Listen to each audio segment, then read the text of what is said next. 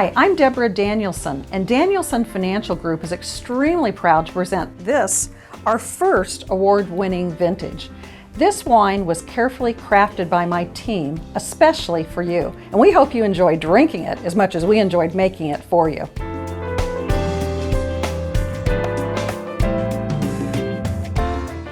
We met Charlie Peters, owner of Grape Expectations, and sampled wines from prior vintages and took a tour of his facility. We discussed about 10 different varietals and which varietal or blend of several varietals we would make. We decided on a Zinfandel with a 20% Cabernet Sauvignon back for our wine. We then scheduled dates for the various steps of the winemaking process. This whole experience is very interactive. You don't just order the grapes and wait for your wine, you actually participate in every step and make your own wine. Charlie ordered the grapes from the Sassoon Valley, just east of Napa Valley, so that we got the best grapes for the wine we wanted to produce. The vines are almost 140 years old, which can add intense flavors. Charlie gave us 3 weeks in October 2009 that tentatively the grapes would be harvested so we could mark our calendar. Just like a baby, we had a due date, but not one you could etch in stone.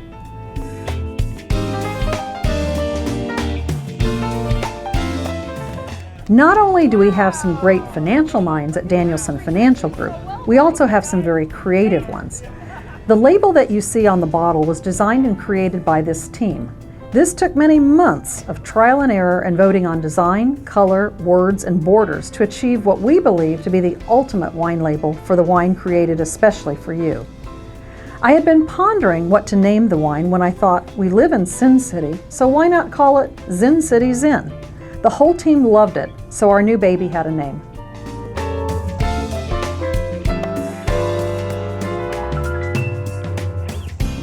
We got a call a few days prior that our grapes were being harvested and would be coming down on a refrigerated truck, and the crush would be October 26, 2009 when they arrived. Believe it or not, it takes 800 pounds of grapes to make 1 barrel of wine, and we made 2. Do you have any idea how many grapes that is? When the grapes arrive, they're packed in individual 36-pound baskets. Believe me, they're heavier than they look. After quick instructions on how the crusher destemmer works, Alan, David, Lindsay, Lynn, Annette, Carrie, Mike, Linda, Robert, and myself formed an assembly line and picked up a 36-pound basket and dumped it into the crusher. I am not sure exactly how this machine differentiates between grapes and stems, but however it works, the stems are spit out the back of the machine on the floor, and the grapes are gently crushed into the wine must, which is the pulpy mixture, and is pumped into the fermentation tub. Once all the grapes are crushed, we test the sugar level, which is called the Brix, with a refractometer. That's the tool you see me looking through. I read the Brix level at 25, which means our wine should have an alcohol by volume of about 14.5%. We then mix into solution and add the yeast, vitamins, tartaric acid for the correct balance of pH, sulfites, acid, and Brix to begin the fermentation. The yeast consumes the grape's sugar and converts it to alcohol and carbon dioxide. Each grape variety has its own identifiable characteristics. However, it's the winemaker who creates the style and personality of the finished wine. It combines the process of fermentation with the creativity of the winemaker. The fermentation process starts when the yeast is added to the grape juice. Now the must sits in the fermentation tub for 7 days.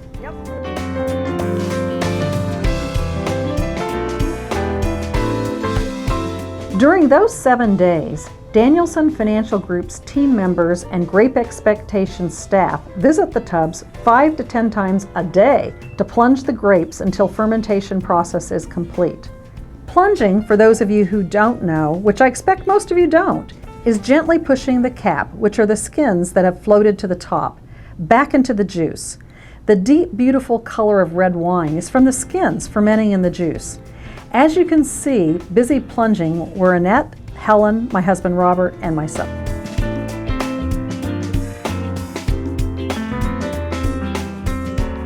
Now it is time to pump the must, or the juice, from the fermentation tub into a 53-gallon oak barrels where it will age for approximately 6 months. However, just before we start that process, we prepare for a secondary fermentation called malolactic by adding designer yeast. The benefit of a secondary fermentation is that it reduces the amount of total acidity and causes a mellowing of the tartness in the wine.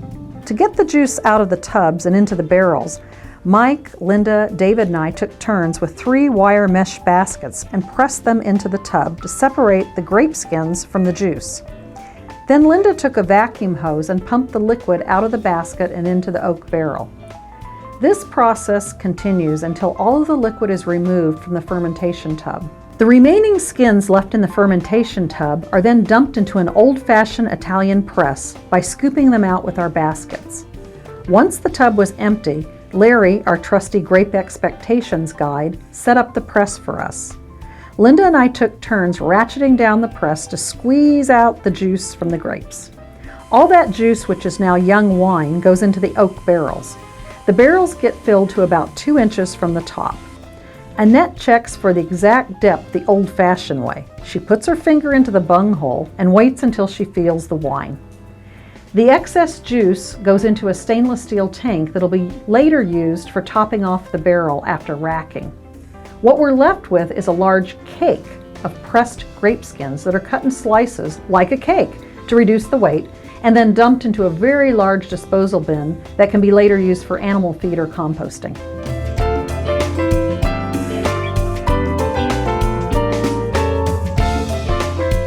Approximately 3 months later, we come back for the racking process. You can see me checking out the bouquet of our wine. During the process, the wine is pumped out of the oak barrels and into stainless steel tanks. As our wine is pumped out of the barrel and into these tanks, Lindsay, Alan, Carrie, and David each take turns aerating the wine by closing off part of the hose opening with their finger and spraying it into the tank. Once empty, the barrel is turned upside down and the lees, which is the sediment, is washed from the barrel by shooting clean water into the bunghole opening. The wine is then pumped back into the clean barrel. The barrel is topped off using the excess wine that we had from our pressing process. 1 month later, the entire process is repeated. The barrels are now put back on the storage racks where they will sit for another 3 months. Mike made sure we were doing it correctly. Sure.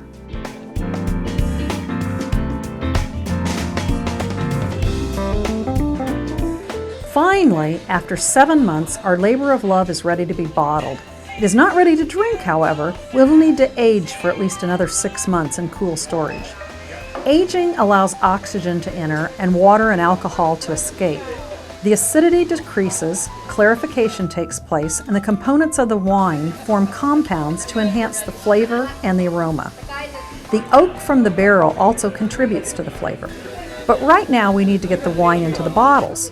Grape Expectations uses a gravity system for filling, so the wine is taken out of the oak barrels and put into large stainless steel tanks and put on a second floor platform.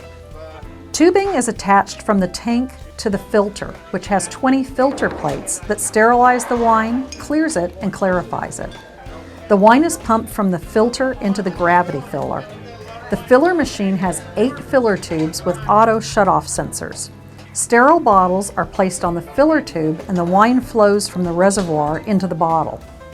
When the bottle is full, the wine stops flowing and you can remove the bottle and put another one on. The bottle is passed then over to the corking station.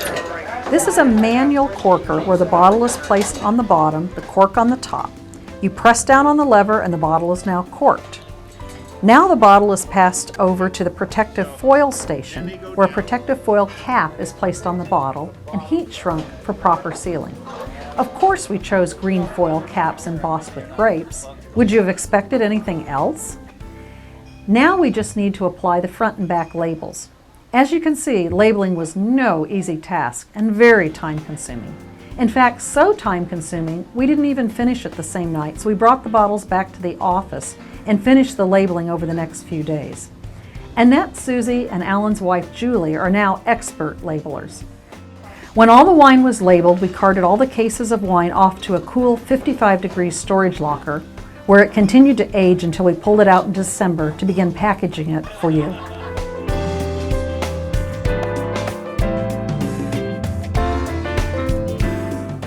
The big night finally arrived as our team gathered at the World Market Center with 600 plus other attendees to see who would win the wine awards and to enjoy dinner. 375 wines had been entered into the competition, and there was a Vino Meritus, bronze, silver, and gold in each of 6 categories, and a best of show for the overall winner. The categories of judging were Cabernet Sauvignon, Merlot, Bordeaux blends, Italian blends, whites, and Zinfandels. There was also an award for the best label. I thought we had a great chance for our label and a fighting chance in the competition of the wines. One thing I knew for sure, if we didn't enter, we couldn't win. Well, we did not win an award for the label, but I'm ecstatic to tell you that you will be drinking the 2009 Zinfandel Vino Meritus award-winning wine, as it was Zin City Zin. What an amazing feat for a first-time winemaker, and for me, it was a dream come true. My team was so jazzed as I went up to accept my trophy. We did it! Would you have expected anything else? Well, 16 months later, we're happy to deliver our labor of love to you, Zin City Zin. This took longer than having a baby. We hope you enjoy drinking this wine as much as we enjoyed making it for you. This was a hands-on experience of great teamwork that created memories shared by my staff and their families that will last a lifetime, and of whom I am so proud. Salute. Salute.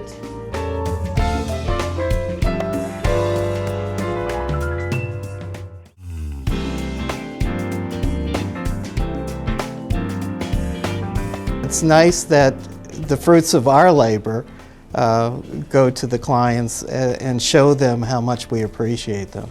I never really thought about what it takes to make wine. Never just drank the wine and enjoyed it. And so seeing the actual crushing the grapes and all the different equipment they use, and then de-stemming and just everything was just new, and it was really interesting. I think the best part was just hanging out with everyone in the office and just drinking wine, making wine, pretty much just hanging out with the team. It was hard work.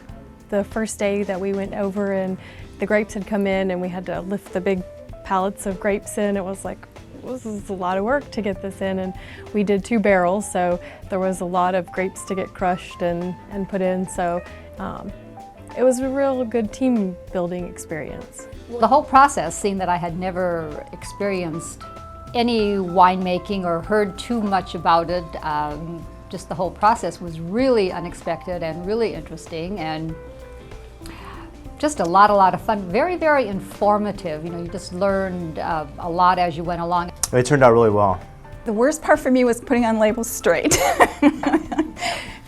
It's very difficult. The bottle's round and it wants to move, but we finally got kind of a knack going, and it worked out pretty well. And we were proud because it was our label, so we worked a little bit harder to make sure they were extra good. The whole science behind it's completely different than what I thought it would be. So it was just interesting, the whole process. We jumped into the barrel barefooted and crushed those grapes. Not really. The whole process was really interesting, but I think when we came to the pressing of the skins and cutting the cake and shoveling it out, it was a lot of fun. It was a real interactive, hard work. You wouldn't have expected it to be so hard, but it was really a lot of fun. Cheers. Cheers.